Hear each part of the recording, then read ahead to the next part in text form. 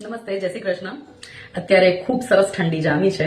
હું આ સિઝનમાં દર વર્ષે લીલી તુવેરનું સૂપ બનાવતી હોઉં છું. મને બહુ જ ગમે છે અને ખૂબ પૌષ્ટિક છે. તો તમને બતાવું કેવી રીતે બનાવું છું. સૌથી પહેલા છે ને આમાં આદુ, લીલું લસણ અને મરચાં જો આ રીતે કંઈક ક્રશ થશે. પછી લગભગ 100 ગ્રામ જેટલા દાણા લીધા છે.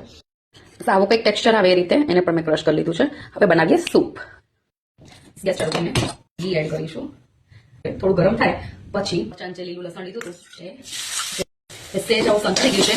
એટલે હવે અમે આપણે પેલી જે તુવેરો ક્રશ કરી દઈએ છીએ લીલી તુવેર એ નાખી દઈએ. થોડીક વાર સાંકળી દઈએ. કલર ચેન્જ દેખાતો હશે. હવે આની અંદર આપણે પાણી એડ કરી દઈએ અને મસ્ત ઉકળવા દઈએ. જો આવી રીતે સેજ ઉકળવાનું શરૂ થયું છે. સરસ આપણે 1-2 મિનિટ ઉકાળીશું. થોડું એની અંદર મીઠું ઉમેરું છું અને સેજ મરી પાવડર.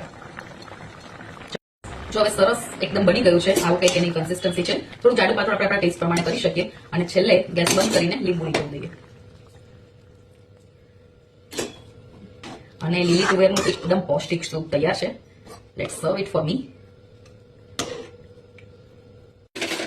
100 ગ્રામ લીલી તુવેરમાંથી ઓલમોસ્ટ છે ને આપણને 10 થી 11 ગ્રામ પ્રોટીન મળે.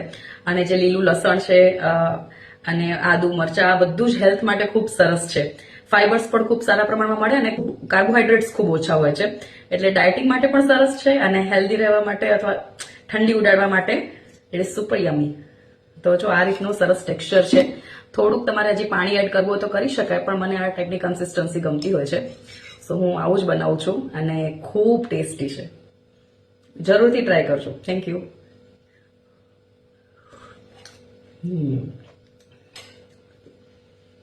બાય.